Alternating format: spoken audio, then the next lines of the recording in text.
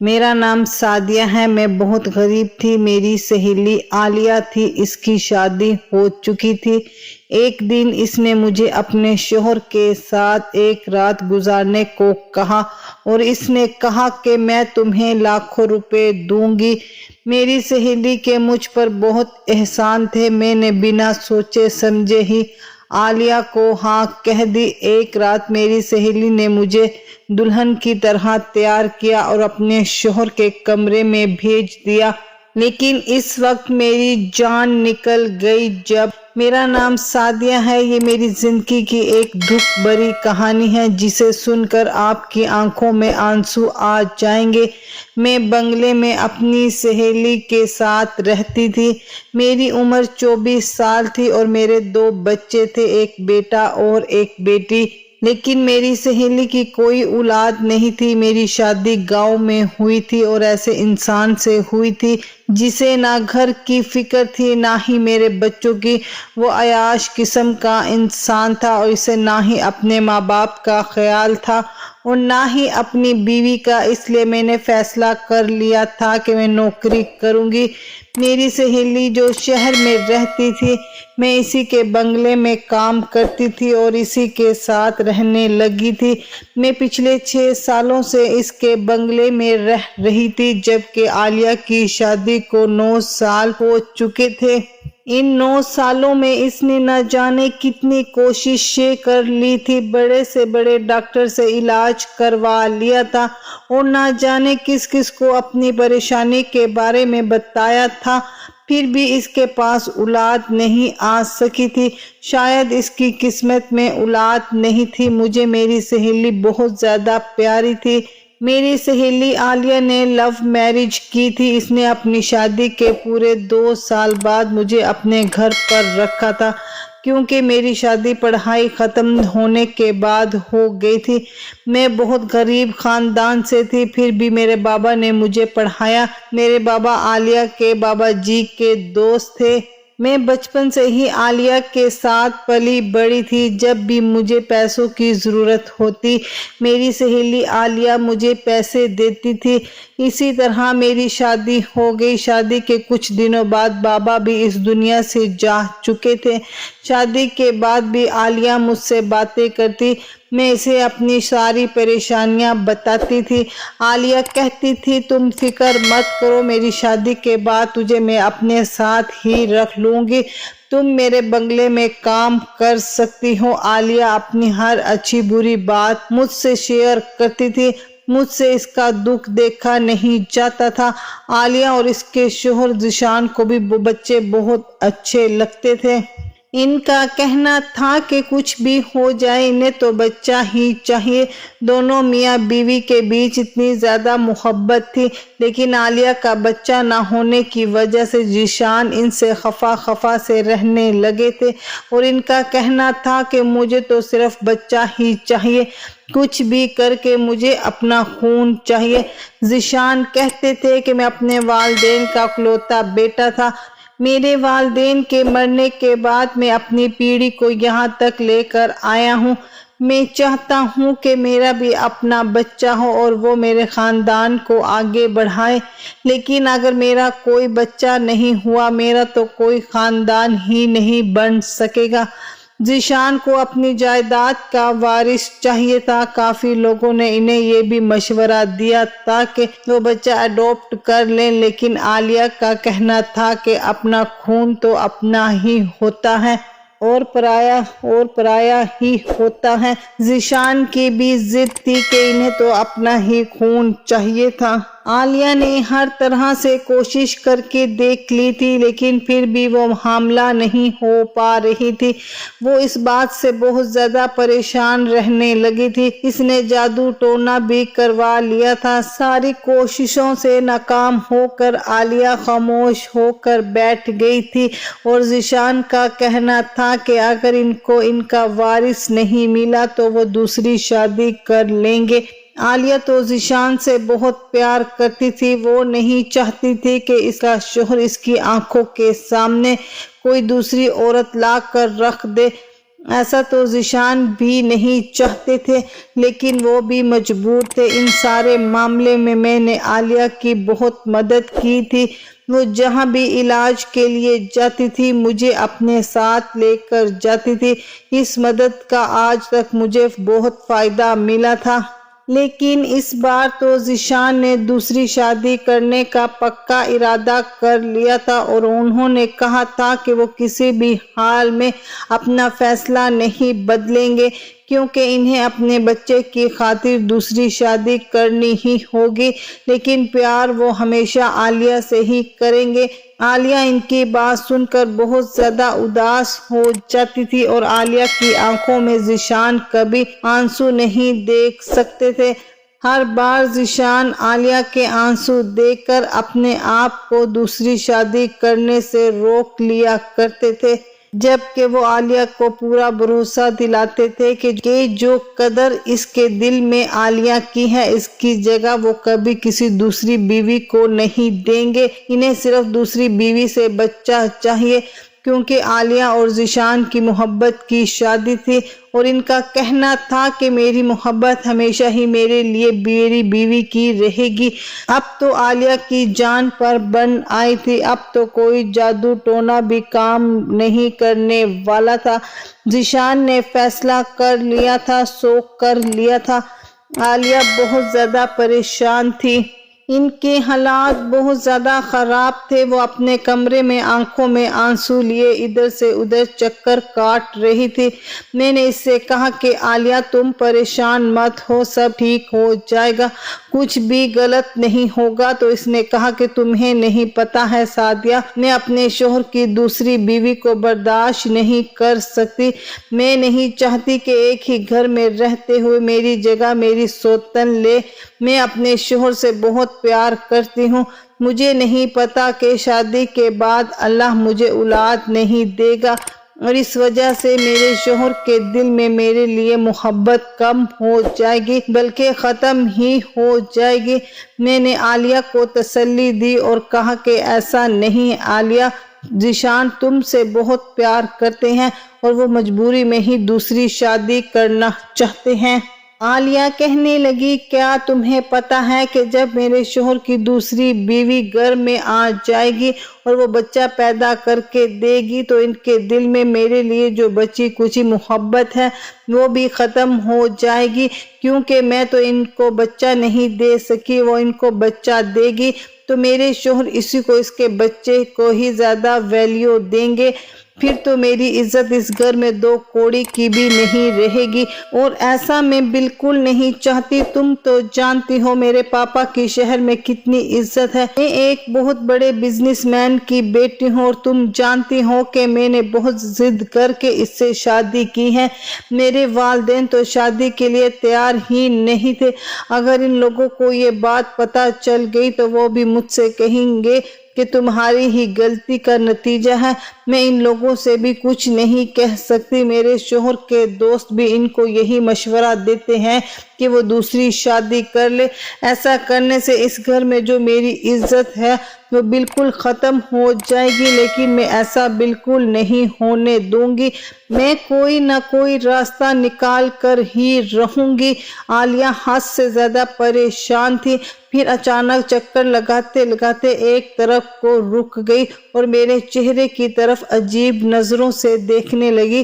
میں بھی اس کو ہی دیکھ رہی تھی کہ اچانک اس کو مجھ سے کیا کام پڑ گیا اور وہ مجھے اس طرح کیوں دیکھ رہی ہے۔ تبھی اس نے اچانک مجھ سے کہا کہ سعدیہ، کیا تم میرا ایک کام کر سکتی ہو؟ اس نے اچانک میری آنکھوں میں دیکھ کر میرے ہاتھوں کو تھام کر مجھ سے سوال کیا تو میں حیران رہ گئی تھی۔ میں نے اس سے کہا کہ ہاں، میں تو ہمیشہ تمہارے کام کرنے کے لیے تیار رہتی ہوں۔ تمہیں ایسا کہنے کی بالکل ضرورت نہیں ہے، میں تو ہمیشہ تمہاری مدد کرتی رہوں گی، کیونکہ یہ میرا فرض ہے۔ میں نے کہا کہ تمہیں پوچھنے کی ضرورت نہیں ہے، تم بس مجھے اپنا کام بتاؤ کہ مجھے تمہارا کیا کام کرنا ہے، میں کس طرح سے تمہاری مدد کر سکتی ہوں۔ تو اس نے کہا کہ میں آج تم سے ایسی مدد مانگنے جا رہی ہوں، شاید اس مدد کے لیے تم کبھی تیار نہ ہو، اس کی بات سن کر میں حیران ہو گئی تھی کہ ایسا آخر کون سا کام تھا اور ایسی کون سی مدد تھی جو میں اس کے لیے نہیں کر سکتی تھی۔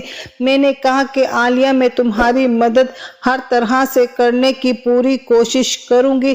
کبھی ایسا نہیں ہو سکتا کہ میں تمہاری مدد کرنے سے انکار کر دوں۔ تم نے سوچ بھی کیسے لیا کہ میں تمہیں انکار کر دوں گی؟ اس نے کہا کہ جو بات اب میں تم سے کہنے جا رہی ہوں شاید تمہارے لیے سننا بہت مشکل اور کرنا بھی بہت مشکل ہوگا اور تم انکار بھی کر دو گے۔ اس کی بات سن کر مجھے سچ میں بڑی حیرانی ہوئی تھی کہ آخر کون سی مدد تھی جو وہ مجھ سے چاہتی تھی، لیکن اگلے ہی پل اس نے میری آنکھوں میں دیکھ کر مجھ سے ایسی مدد مانگ لی تھی جسے سن کر میرے پیروں تلے سے زمین نکل گئی تھی۔ عالیہ کی بات سن کر ایک پل کے لیے میں حیران رہ گئی تھی۔ وہ میرے چہرے کے تاثرات دیکھ رہی تھی اور سمجھ گئی تھی۔ پھر وہ میری طرف دیکھ کر کہنے لگی، میں جانتی تھی کہ تم میری مدد نہیں کرو گی اور اس معاملے میں کیونکہ یہ کام بہت مشکل ہے اور کوئی بھی عورت اس کام کو اتنی آسانی سے نہیں کرے گی۔ پھر میں نے کہا کہ عالیہ، ایسا ہو سکتا ہے؟ میں اتنا بڑا کام کیسے کر سکتی ہوں، وہ بھی کسی کو بنا بتائے، اور اس کام سے جتنا نقصان مجھے ہوگا اس سے کہیں زیادہ تمہیں ہوگا۔ میں تمہاری مدد کر دوں گی۔ لیکن میں سوچ میں پڑ گئی تھی۔ مجھے دیکھ کر عالیہ نے کہا کہ تم میری مدد کرو گی تو میں تمہیں اس کی بھاری قیمت دوں گی۔ میں تمہیں اپنے اس کام کے بدلے پورے 50 لاکھ روپے دوں گی۔ 50 لاکھ کی رقم کے بارے میں سن کر تو میرے ہوش ہی اڑ گئے تھے۔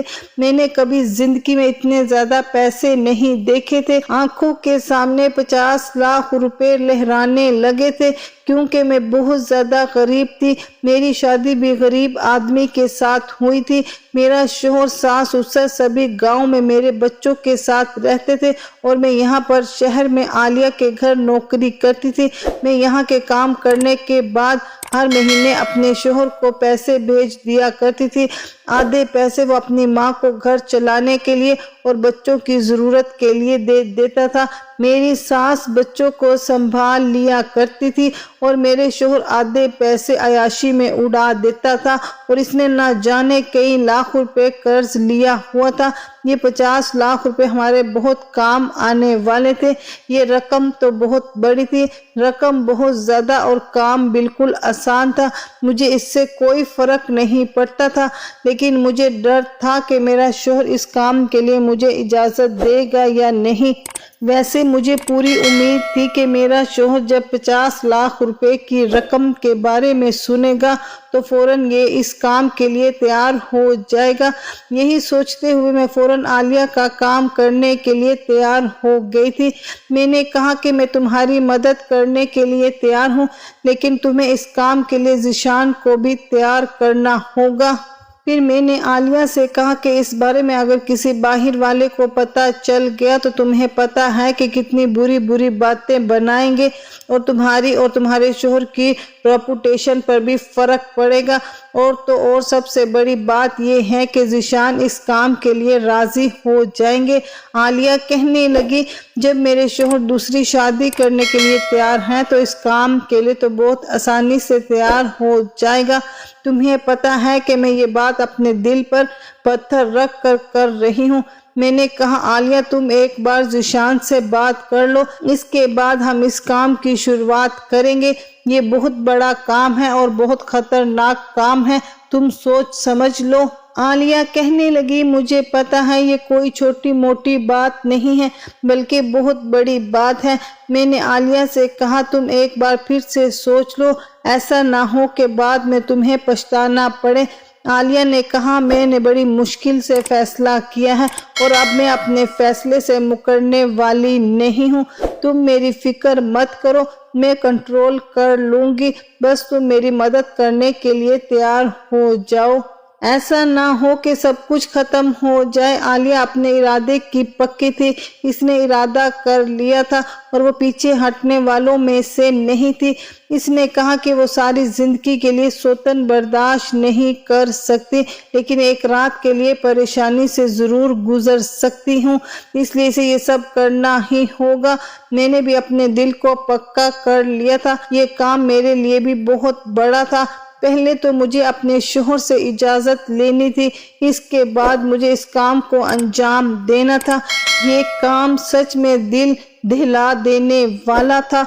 अगर मेरे शोहर ने मुझे इजाज़त दे दी तो मैं हर तरह से इसकी मदद करने के लिए तैयार हूँ और जितना हो सकता है लोगों से हमें इस बात को छुपा कर ही इस काम को अंजाम देना था, क्योंकि लोगों के सामने अगर ज़ीशान और आलिया का पोल खुल गया तो लोग इन्हें गलत समझेंगे। वैसे मुझे ज़ीशान से भी डर लग रहा था, क्योंकि ज़ीशान गुस्से के बहुत तेज थे। वो आलिया से बहुत प्यार करते थे, लेकिन जब इन्हें पता चलेगा कि आलिया ने ही इस तरह का प्लान बनाया है तो न जाने इनका क्या रद्दे अमल होगा। मैंने अपने शोहर को फ़ोन कर दिया था और आलिया को ज़ीशान के आने का इंतज़ार था। दरअसल हमारा प्लान ये था कि आलिया ने कहा था कि तुम मेरे शोहर का बच्चा पैदा करके मुझे दोगी, क्योंकि मैं जिंदगी भर की सौतन बर्दाश्त नहीं कर सकती, लेकिन एक दिन के लिए अपने शोहर को किसी दूसरी औरत के साथ सिर्फ बच्चे की खातिर बर्दाश्त करने में कोई हर्ज नहीं। सिर्फ एक रात की तो बात है। आलिया ने कहा था कि तुम मेरे शोहर के साथ एक रात गुजारोगी और मेरा बच्चा पैदा करोगी। बच्चा पैदा हो जाने के बाद हमारा बच्चा हमें वापस कर दोगी, इसके बदले में मैं तुम्हें पैसे दे दूंगी। मुझे इस काम से कोई मसला नहीं था, क्योंकि मेरे पास तो पहले ही से ही 2 बच्चे थे, एक बेटा था और एक बेटी थी। अल्लाह ने मुझे बेटा और बेटी दोनों दिए थे, इसलिए अब मुझे किसी बच्चे की ख्वाहिश नहीं थी और ज़ीशान को तो वैसे भी इनका अपना ही बच्चा चाहिए था, वरना मैं आलिया को अपना एक बच्चा देने को तैयार थी। अगर वो काम किसी और से कहते तो इनकी रेपुटेशन पर फर्क पड़ सकता था।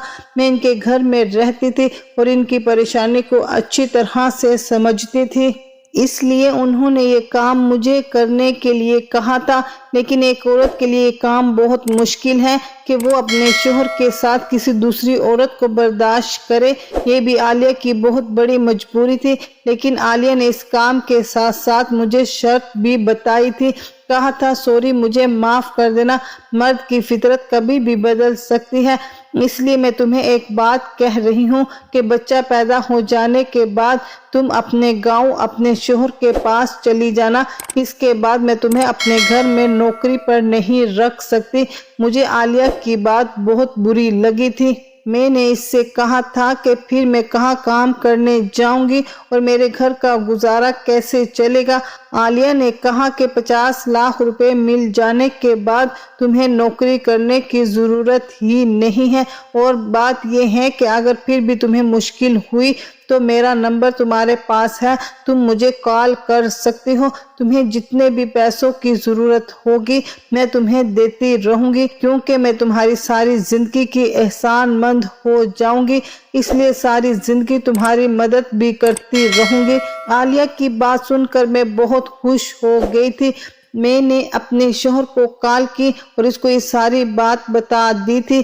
पहले तो मेरे शोहर को इस बात पर गुस्सा भी आया, क्योंकि मर्द है, जाहिर सी बात है कोई भी मर्द अपनी बीवी को दूसरे मर्द के हवाले नहीं कर सकता। लेकिन मेरा शोहर लालची आदमी था, इसका दिमाग भी थोड़ा गलत हरकतों में फंसा हुआ था। मेरी बेटी थी, वो अपने भाई का ख्याल रखती थी और खाना वगैरह बना लिया करती थी। मैं जो पैसे यहाँ से भेजती थी मेरा शोहर इन्हें दोनों हाथों से लुटाता था और इसने काम करना तो बिल्कुल छोड़ दिया था, सिर्फ मेरे पैसों से अय्याशी करता था। पहले वो किसान और मेहनत मजदूरी से पैसे कमाता था, पर मैंने बहुत बड़ी गलती कर दी थी कि मैंने नौकरी करना शुरू कर दी थी। 50 लाख रुपए की रकम के बारे में सुनकर मेरे शोहर ने मुझे फौरन इजाज़त दे दी थी और इसने कहा था कि इसे कोई एतराज़ नहीं है। اسے تو صرف پیسوں سے مطلب ہے۔ میں نے جب عالیہ کو بتایا کہ میرا شوہر راضی ہو گیا تو عالیہ بہت خوش ہو گئی تھی، اور عالیہ نے جب مجھے یہ بتایا کہ ان کے شوہر بھی خوش ہو گئے ہیں، پہلے تو تھوڑے نخرے دکھا رہے تھے، لیکن انہیں بھی اولاد چاہیے تھی اور اپنا ہی خون چاہیے تھا، اس لیے وہ بھی اس کام کے لیے تیار ہو گئے تھے۔ رات ہوتے ہی عالیہ نے مجھے اپنے کمرے میں بھیج دیا۔ آج میں نے عالیہ کی آنکھوں میں آنسو دیکھے تھے۔ آج اسے اس طرح سے تڑپتے ہوئے دیکھا تھا جیسے کوئی مچھلی پانی کے بنا تڑپتی ہے۔ کبھی کبھی عورت مجبور ہو جاتی ہے، کسی جو نہیں کرنا ہوتا، مجبوری کی وجہ سے وہ بھی کرنا پڑ جاتا ہے۔ آج میں عالیہ کو بہت لاچار اور مجبور ہوتے ہوئے دیکھ رہی تھی۔ اس نے مجھے گلے سے لگایا اور کہا کہ مجھے مایوس مت کرنا، جس ارادے سے میں تمہیں بھیج رہی ہوں، اللہ کرے میرا ارادہ پورا ہو جائے اور میرے شوہر کو اولاد مل جائے تاکہ میرے بچے کی کمی پوری ہو جائے اور میرا شوہر بھی مجھ سے الگ نہ ہو۔ میں ذیشان کے ساتھ اس کے کمرے میں چلی گئی۔ عالیہ کے لیے یہ رات کانٹوں پر گزری تھی۔ جیسا ہم نے سوچا تھا ویسا ہی ہوا تھا۔ ہمیں زیادہ انتظار کرنے کی ضرورت نہیں پڑی تھی اور جلد ہی میری طبیعت پہلے دنوں سے خراب رہنے لگی تھی۔ عالیہ نے مجھے شہر کے سب سے اچھی ڈاکٹر کے ہاں دکھایا تھا۔ ڈاکٹر نے مجھے گڈ نیوز سنا دی تھی تو عالیہ اور ذیشان بہت زیادہ خوش ہو گئے تھے۔ عالیہ سے زیادہ تو ذیشان خوش تھے۔ ان کی تو خوشی کا ٹھکانہ ہی نہیں تھا۔ پہلی کامیابی تو ہمیں مل چکی تھی۔ میری آنکھوں کے سامنے 50 لاکھ روپے کی رقم تھی اور ادھر میں نے نوٹ کیا تھا کہ ذیشان اور عالیہ بھی بہت زیادہ خوش تھے۔ ان دونوں کی آنکھوں کے سامنے بچہ گھوم رہا تھا۔ اب سارے رشتہ داروں کے سامنے ذیشان نے خبر پھیلا دی تھی کہ عالیہ پریگننٹ ہے۔ ذیشان کے سارے رشتہ دار بھی بہت خوش ہو گئے تھے۔ اب ان دونوں نے راحت کی سانس لے لی تھی کیونکہ اب ان کی سالوں پرانی تمنا پوری ہونے والی تھی۔ ذیشان کی خوشی دیکھ کر تو مجھے ایک لمحے کے لیے گھبراہٹ ہو گئی تھی۔ شروع میں مجھے لگا کہ سب اچھے سے ہی ہو جائے گا، لیکن پتہ نہیں کیوں جیسے جیسے دن گزرتے جا رہے تھے میری گھبراہٹ بڑھتی چلی جا رہی تھی۔ میں پریشان تھی اور ذیشان اور عالیہ اپنے بچے کے آنے کے خواب دیکھ رہے تھے۔ وہ دونوں میاں بیوی میرا بہت خیال رکھ رہے تھے۔ مجھے بہت اچھا لگ رہا تھا کہ میں ان میں رہ رہی تھی اور اتنے سالوں سے میں ان لوگوں کی خدمت کر رہی تھی۔ آج ایسا وقت تھا کہ دونوں میاں بیوی میری اس طرح سے دیکھ بھال کر رہے تھے جیسے میں اس گھر کی رانی ہوں اور یہ میرے نوکر ہیں۔ لیکن ہمارے لیے ایک نئی مصیبت آ گئی تھی۔ عالیہ کے رشتہ داروں کو جب پتہ چلا کہ وہ پریگننٹ ہے تو کافی سارے لوگ اس سے ملنے کے لیے آ رہے تھے اور اس سے نہ جانے کس طرح کے سوال کر رہے تھے۔ عالیہ تو پریگننٹ نہیں ہوئی تھی، اس لیے اس کے پاس سوال جواب نہیں ہوتا تھا تو کنفیوز ہو جاتی تھی۔ ذیشان نے کہا کہ ہمارے بنگلے میں رہنا ٹھیک نہیں ہے، یہاں پر کوئی نہ کوئی آتا جاتا رہتا ہے اور عالیہ کی پریگننسی کا تو کسی کو یقین نہیں آ رہا تھا۔ ذیشان نے کہا کہ ایسا نہ ہو کہ لوگوں کا گڑبڑ کا احساس ہونے لگے۔ اتنے مہمانوں کے آنے کی وجہ سے عالیہ اور مجھے ہم دونوں کو ہی پریشانی کا سامنا کرنا پڑ رہا تھا کیونکہ عالیہ کو آرام کرنا ہوتا تھا اور مجھے گھر کا سارا کام کرنا پڑ جاتا تھا۔ اس لیے میں نے ان کو مشورہ دیا کہ ہم ان کے دوسرے شہر میں بنے ہوئے گھر میں رہنے کے لیے چلے جاتے ہیں، وہاں پر ہم آرام سے وقت گزار لیں گے اور ذیشان اپنے رشتہ داروں کو بتا دیں گے کہ عالیہ اپنے میکے میں جا کر رہ رہی ہے۔ اس طرح سے کوئی بھی مسئلہ نہیں ہوگا اور ہم لوگ وہاں پر آسانی سے ٹائم پورا کر لیں گے۔ ذیشان کو بھی میرا یہ آئیڈیا اچھا لگا تھا۔ ذیشان نے اپنے دوسرے گھر میں مجھے اور عالیہ کو شفٹ کروا دیا تھا۔ اس گھر میں کوئی نہیں تھا، ساتھ ذیشان نے چوکیدار اور ایک نوکرانی کو بھیج دیا تھا ہمارا خیال رکھنے کے لیے، کیونکہ میں ابھی تک کوئی کام نہیں کر رہی تھی۔ ادھر بنگلے میں اگر کوئی مہمان آ جاتا تو مجھے کام کرنا پڑ جاتا تھا تاکہ کسی کو ہم پر شک نہ ہو۔ گھر میں ہماری ضرورت کی ہر چیز ذیشان نے موجود کروا دی تھی۔ ہم اس گھر میں آنے کے بعد بہت سکون میں تھے اور عالیہ میرا بہت زیادہ خیال رکھتی تھی۔ عالیہ بہت اچھی اور مہربان لڑکی تھی۔ میں سوچتی تھی کہ عالیہ تو اتنی اچھی ہے، پھر ان کے ساتھ اچھا کیوں نہیں ہوا؟ کیا سچ میں اچھے لوگوں کے ساتھ اچھا نہیں ہوتا؟ فی الحال وقت گزرتا چلا گیا اور مجھے عجیب طرح کے خیال آنے لگے تھے۔ ہفتے مہینوں بدل گئے، میرا بچہ میرے پیٹ میں لات مارنے لگا تھا۔ پہلی بار جب اس نے میرے پیٹ میں حرکت کرنا شروع کی تھی تو مجھے عجیب سا محسوس ہوا تھا۔ آدھی رات کو اچانک میری آنکھ کھل گئی اور میں اٹھ کر بیٹھ گئی تھی۔ میں نے اپنے پیٹ پر جیسے ہی ہاتھ پھیرا، اندھیرے میں مجھے کچھ عجیب سا محسوس ہوا تھا۔ مجھے محسوس ہوا کہ میرا بچہ مجھے پکار رہا ہے، مجھ سے کہہ رہا ہے کہ ماں میں آپ کا بچہ ہوں، مجھے کسی کو مت دو، میں تمہارا ہوں، مجھے اپنے ساتھ رکھو۔ اسی طرح کے مجھے ہر روز خواب آنے لگے تھے۔ ساری رات میں جاگ کر گزارنے لگی تھی۔ میرا دل دھیرے دھیرے بدلنے لگا تھا، کیونکہ اب ہر رات میرے ساتھ ایسا ہی ہوتا تھا۔ راتوں کو میرا دل ہی نہیں لگتا تھا، میرے دل کے ساتھ ساتھ میری نیت بدل رہی تھی۔ میں پریشان تھی، مجھے 50 لاکھ روپے جھوٹے اور بیکار لگ رہے تھے۔ مجھے لگ رہا تھا کہ 2 بچے ہونے کے بعد مجھے اب اور بچوں کی چاہت نہیں ہوگی۔ میرے لیے پیسہ ضروری تھا، بچے نہیں۔ بچے تو مجھے پہلے ہی مل چکے ہیں اور میری کوئی خواہش بھی نہیں تھی، کیونکہ بیٹا اور بیٹی دونوں ہی میرے پاس تھے۔ مجھے کیا پڑی کہ بے وجہ ایک اور بچہ پیدا کر لوں؟ کیونکہ مہنگائی کا دور ہے، اس دور میں اپنا کھانا پینا ہی مشکل سے چل رہا تھا، اوپر سے بچوں کو پالنا بہت بھاری کام ہے۔ لیکن اب میرا خیال غلط ثابت ہو گیا تھا، اور بچہ پہلا ہو یا آخری، اپنی اولاد تو اپنی ہی ہوتی ہے۔ عالیہ نے میری پریشانی کو بھانپ لیا تھا۔ ایک دن میں نے ذیشان اور عالیہ کو باتیں کرتے ہوئے سن لیا تھا۔ عالیہ ذیشان سے کہہ رہی تھی کہ کہیں ایسا نہ ہو موقع پر سعدیہ کی نیت بدل جائے۔ ذیشان نے کہا کہ ایسا نہیں ہو سکتا، اس کی نیت کبھی نہیں بدلے گی، کیونکہ اس کے پاس پہلے سے ہی بچے ہیں، اسے پیسوں کی ضرورت ہے، بچوں کی نہیں۔ وہ مجھ سے بھی بار بار سوال کرتی تھی کہ میں خاموش کیوں رہتی ہوں۔ ذیشان ہر ہفتے یہاں کا چکر لگانے کے لیے آتے تھے اور میرے لیے بہت سارے فروٹس، جوس اور ضرورت کا ہر سامان لے کر آتے تھے۔ ہر مہینے ڈاکٹر سے ٹریٹمنٹ بھی چل رہا تھا۔ پھر جیسے تیسے وہ دن بھی آ گیا تھا، ڈاکٹر نے مجھے ڈیٹ بھی دے دی تھی۔ یہ بات عالیہ نے فوراً ذیشان کو بتائی تو وہ بہت زیادہ خوش ہو گئے تھے۔ ذیشان نے میرے علاج کے لیے عالیہ کو بہت سارے پیسے دے دیے تھے اور کہا تھا کہ کسی بھی چیز میں کوئی کمی نہیں آنی چاہیے۔ ادھر میرا دل بار بار اپنے بچے کے لیے پریشان تھا۔ رات کا ٹائم تھا اور عالیہ نے مجھے کہا کہ صبح ہمیں ہسپتال جانا ہے، کیونکہ میرا بچہ پیدا ہونے میں صرف اب آج رات ہی رہ گئی تھی۔ اگلے دن لگ بھگ 9 بجے کے ٹائم پر مجھے ہاسپٹل میں جا کر ایڈمٹ ہونا تھا۔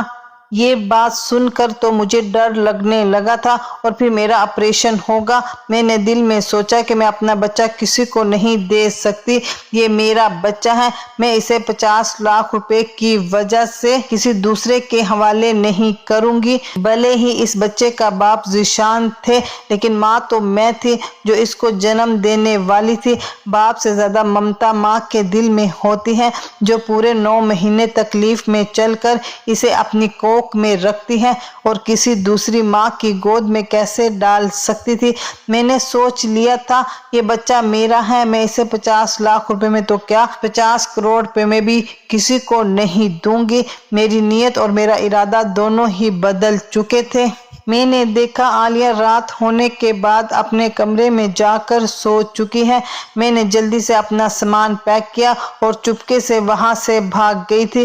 مجھے تکلیف بھی ہونی شروع ہو گئی تھی، کیونکہ میری ڈیلیوری کا وقت ہو چکا تھا۔ میں جلدی ہی نکل آئی اور میں نے رات والی بس پکڑی اور سوار ہو گئی۔ میں ذیشان اور عالیہ کو بہت بڑا دھوکہ دے کر وہاں سے بھاگ نکل آئی تھی، کیونکہ مجھے اپنا بچہ چاہیے تھا اور میں اسے کسی کو نہیں دے سکتی تھی۔ पीछे ज़ीशान और आलिया का क्या हाल होगा, मैं इस बारे में सोचना भी नहीं चाहती थी। मुझे सिर्फ ख्याल था तो अपने बच्चे का, जिसे बचाना मेरी जिम्मेदारी थी। मैं अपने गांव पहुंच गई थी, लेकिन अब मुझे दर्द तेजी से शुरू हो गया था। मैं अपने घर नहीं गई थी क्योंकि मेरा शौहर तो वहां पर 50 लाख रुपए की उम्मीद लगाए बैठा हुआ था। मेरे शौहर का बहुत सारा कर्जा था और इन 9 महीने में इसने 50 लाख रुपए के न जाने कितने ख्वाब देख लिए थे। अगर मैं इसके पास चली गई तो मुझे उम्मीद थी कि वो मुझे वापस आलिया के पास ले जाएगा और इनसे पूरे पैसे हासिल कर लेगा। मेरा शौहर तो बहुत लालची इंसान था जो अपनी बीवी को दूसरे मर्द के साथ 50 लाख रुपए के लिए बर्दाश्त कर सकता है। वो कभी इसकी ममता को नहीं समझ सकता और 50 लाख रुपए के बारे में सुनकर जितना वो खुश हुआ था, इसकी खुशी को मैं लफ्जों में बयान नहीं कर सकती थी। सारा दिन वो सोचता रहता था कि जब 50 लाख रुपए आ जाएंगे तो मैं ये करूंगा, वो करूंगा, ये लाऊंगा और ना जाने किस तरह की बातें किया करता था। इसे अपनी बीवी और बच्चों से ज्यादा पैसों से प्यार था। मैं गांव की दाई के पास चली गई थी। मेरे बाकी के बच्चे भी इस औरत ने पैदा किए थे। मैं दाई के घर पर गई और जोर जोर से दरवाजा बजाया। गर्मियों की रात थी। मैं रात के 2 बजे के टाइम पर वहां से रवाना हुई थी और अभी सुबह के 9 बजने वाले थे। गर्मियों में तो सब लोग जल्दी ही सोकर उठ जाते हैं। दाई डॉक्टर्स को तो आदत होती है कि कभी भी इनके पास केस आ जाए इसको संभाल लेती हैं। दाई ने जैसे ही दरवाजा खोलकर मुझे देखा तो वो कहने लगी कि अब की बार तुम शुरुआत ही दिनों मेरे पास नहीं आई हो। तुम्हारे बच्चे तो काफी बड़े हो गए हैं।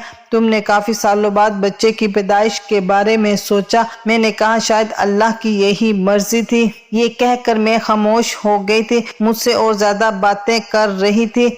मैंने इनसे कहा कि ज्यादा बातों का टाइम नहीं है, मुझे दर्द हो रहा है, मेरी डिलीवरी का टाइम आ गया, इसलिए मैं आपके पास आई हूँ। मुझे मेरा बच्चा सही सलामत चाहिए। जल्दी मुझे मेरा बच्चा डिलीवरी करके दे दो। मुझे बस यही परेशानी हो रही थी, कहीं ज़ीशान के आदमी यहाँ पर ना आ जाए और मुझसे मेरा बच्चा ना छीन ले। मुझे जल्दी जल्दी से अपना बच्चा यहाँ से लेकर कहीं दूर जाना होगा। मुझे ज़ीशान और आलिया से डर लग रहा था और ये भी डर था कि कहीं मेरा शौहर लालच में आकर ये बच्चा आलिया को पहुंचा देगा, इसलिए मैं अपने घर वापस नहीं जाऊंगी। लगभग 1 घंटे की मेहनत के बाद मेरा बच्चा इस दुनिया में आ गया था। मेरी तो खुशी का कोई ठिकाना ही नहीं था। मैंने सोच लिया था कि मैं जल्द से जल्द अपने बच्चे को उठाकर यहाँ से दूर चली जाऊंगी और यहाँ से बिल्कुल गायब हो जाऊंगी ताकि मेरे बारे में किसी को कुछ पता ना चल सके। मैं कुछ भी करके अपना बच्चा ज़ीशान और आलिया को नहीं दूंगी। मैंने ये नहीं सोचा था कि वो जो मेरी सहेली थी जिसने सारी जिंदगी मुझ पर एहसान किए हुए थे, मैं खुद का बच्चा भी इसे देना चाहती थी। फिर मुझे ऐसा क्या हो गया? मैंने इन दोनों का नमक खाया था। उन्होंने मुझे खाना दिया, मुझे पहनने के लिए कपड़े दिए और मुझे रहने के लिए जगह दी, और वो ये सब ना देती तो हमारे पास खाने के लिए कुछ भी नहीं होता। मैंने आलिया की किसी अच्छी बात को याद ना किया और इन दोनों को बच्चे का ख्वाब दिखाकर अचानक इनकी आंखों से इनके सारे ख्वाब लिए। जब वो वादा पूरा होने का टाइम आया तो मैंने इन्हें बेवकूफ़ बना दिया। मुझे नहीं पता था कि एक माँ इतनी खुदगर्ज होती है जितनी मैं हो गई थी। दोनों ने ही मुझ पर भरोसा किया था। मैं अपने बच्चे को लेकर बहुत दूर चली गई थी। यहाँ छोटा सा गांव था जहाँ पर बहुत कम लोग रहते थे। यहाँ पर मैंने पुरानी सी झोपड़ी में अपना बसेरा कर लिया था और अपने बच्चे की परवरिश करने लगी थी। शायद मुझे आलिया और ज़ीशान ने ढूंढने की बहुत कोशिश की थी, लेकिन मैं इतनी दूर जा चुकी थी जिसके बारे में लोगों को कुछ पता नहीं चला।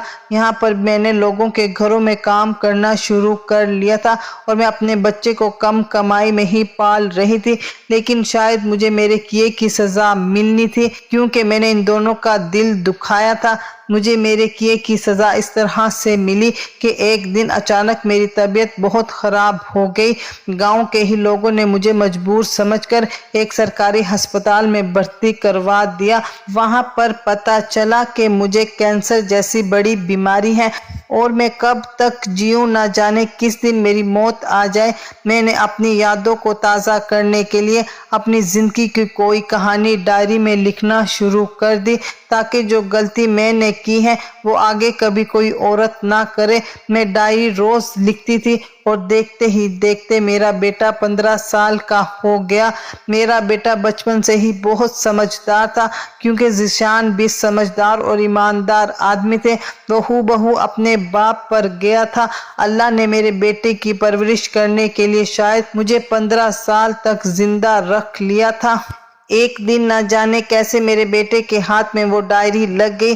اسے میں گاؤں کے ہی سرکاری اسکول میں فری میں پڑھا رہی تھی۔ میرا بیٹا پڑھائی میں بہت اچھا تھا۔ ایک دن میرے بیٹے نے میری ڈائری پڑھ لی اور اسے میری حقیقت کے بارے میں سب کچھ پتہ چل گیا۔ جب اس نے مجھ سے اس بارے میں سوال کیا تو میں بہت ڈر گئی کہ اسے کہاں سے پتہ چلا۔ تب اس نے مجھے وہ ڈائری دکھائی۔ یہ صدمہ میں برداشت نہ کر سکی اور میری طبیعت بگڑنے لگی۔ میرے بیٹے نے شاید میری جان بچانے کے لیے میرے ساتھ بہت کچھ کیا۔ اس ڈائری میں وہ شہر کا نام اور اس بنگلے کا ایڈریس لکھا ہوا تھا جس میں ذیشان اور عالیہ کا بنگلہ تھا۔ وہ مجھے گاؤں کی ہی موسیٰ کے پاس چھوڑ کر ان کے پاس چلا گیا اور میری ڈائری بھی اپنے ساتھ لے گیا۔ میں نے اسے جانے سے بہت منع کیا تھا لیکن اس نے میری ایک نہ سنی۔ وہ اکیلا ہی چلا گیا اور جب وہ وہاں گیا تو اس نے ساری حقیقت ان کو بتائی۔ ان کو بہت غصہ آیا تھا اور انہوں نے اس کی بات سن کر سوچا کہ یہ بچہ جھوٹ بول رہا ہے، لیکن جب انہوں نے اس کی شکل کو غور سے دیکھا وہ لڑکا بالکل ہو بہو ذیشان پر ہی گیا تھا۔ اس بات کا بھروسہ ان دونوں کو ہو گیا تھا کیونکہ وہ ان کی اولاد تھی۔ ذیشان اور عالیہ اپنے غصے کی وجہ سے چاہتے تھے کہ وہ ہماری مدد نہ کرے۔ میرے بیٹے نے کہا تھا کہ آپ لوگ میرے ساتھ چلیں اور میری ماں کی جان خطرے میں ہے، اس کو شہر علاج کے لیے لے کر جانا ہے اور اس کا آپریشن ہونا ہے ورنہ وہ مر جائے گی۔ ذیشان اور عالیہ کا تو آج تک کوئی بچہ ہی نہیں ہوا تھا اور میرے بھاگ جانے کے بعد انہوں نے بچے کی خواہش کو ختم کر دیا تھا کیونکہ ذیشان کا کہنا تھا کہ شاید اللہ انہیں چاہتا ہے کہ ہمارے پاس بچہ ہو۔ اب اللہ سے بڑھ کر تو کچھ بھی نہیں ہے۔ ایسا بھی ہو سکتا ہے کہ وہ دوسری شادی کر لے اور اس عورت کی نیت بدل جائے، اور یہی سب سوچتے ہوئے انہوں نے اولاد کا خیال دل سے نکال دیا تھا کیونکہ وہ بیچارے تو میرے بھروسے بیٹھے ہوئے تھے۔ جب وہ دونوں اس لڑکے کے ساتھ مجھ سے ملنے کے لیے آئے تو مجھے دیکھ کر ان کی پرانی یادیں تازہ ہو گئی۔ فی الحال انہوں نے مجھے اتنی بیماری میں تڑپتے ہوئے دیکھ کر معاف کر دیا تھا، لیکن انہوں نے مجھ سے شکایت ظاہر کی کہ تم نے ہمارے ساتھ اچھا نہیں کیا تھا۔ تم جانتی تھی کہ ہم نے گھر والوں سے جھوٹ بولا تھا۔ جب تم بھاگ گئی تو ہم نے لوگوں سے کہا کہ ہمارا بچہ ہسپتال میں پیدا ہوا تھا، لیکن ہسپتال میں ہی کسی نے چوری کر لیا اور اس کا کچھ پتہ نہ چل سکا اور ہم پھر سے بے اولاد رہ گئے۔ ہمیں کیا پتہ تھا کہ آج 15 سال بعد ہم اپنے بیٹے کو اس طرح سے دیکھیں گے۔ میں نے ان دونوں سے ہاتھ جوڑ کر معافی مانگی۔ دونوں نے مجھے معاف کر دیا اور وہ لوگ مجھے شہر لے گئے اور وہاں جا کر انہوں نے میرا ایک اچھے ہسپتال میں آپریشن کروا دیا۔ اللہ نے شاید مجھے زندگی دے دی تھی۔ میری غلطی تو بہت بڑی تھی، جس کے لیے مجھے موت ملتی تو وہ بھی کم تھی، لیکن میرے بیٹے کی محنت کا نتیجہ تھا کہ میں بچ گئی تھی۔ میرے بچوں کو پتہ چل گیا تھا کہ میں 15 سال تک کہاں چھپی رہی۔ میرا شوہر تو 9 سال پہلے کسی ایکسیڈنٹ میں مر گیا تھا اور میرے بچوں نے مجھے تلاش کرنے کی بہت کوشش کی۔ ایک طرف سے میں نے اپنے بچوں کا بھی دل دکھایا تھا کہ اپنے دونوں بچوں کو چھوڑ کر میں چلی گئی تھی۔ میرے دونوں بچے جوان ہو گئے تھے اور ادھر جو ذیشان کا بیٹا تھا 15 سال تک وہ ذیشان اور عالیہ سے دور رہا۔ میں نے ذیشان اور عالیہ کا بیٹا ان کو سونپ دیا تھا، لیکن میرا بیٹا مجھے ہی اپنی ماں سمجھتا تھا۔ اسے ساری حقیقت کے بارے میں تو پتہ چلا تھا، لیکن میں نے اسے کہا کہ بیٹا شاید یہی میری غلطی ہے، میں اس طرح سے اپنی غلطی کو سدھار سکتی ہوں۔ میں تم سے ملنے کے لیے آیا کروں گی، لیکن تمہارے اصل والد تو ذیشان ہے۔ اس طرح سے میں اپنے گاؤں کے بچوں کے پاس چلی گئی اور ذیشان ज़ीशान आलिया को इनका बेटा वापस कर दिया। अब वो लोग अपनी ज़िंदगी में खुश हैं और इधर मैं अपने बच्चों के साथ रहकर खुश हूँ। आलिया ने इतने सालों बाद भी अपना वादा निभाया। इनका बेटा सौंपने पर मुझे 50 लाख रुपए दे दिए। मुझे पैसों की कोई ज़रूरत नहीं थी, लेकिन उन्होंने कहा कि अब तुम्हारा शोहर भी कमाने वाला नहीं है, ये पैसे रख लो, तुम्हारे काम आएंगे। मुझे अफसोस हो रहा था कि भले इनके साथ मैंने बहुत गलत किया था, लेकिन मुझे अपने छोटे बेटे की याद अभी भी सताती है।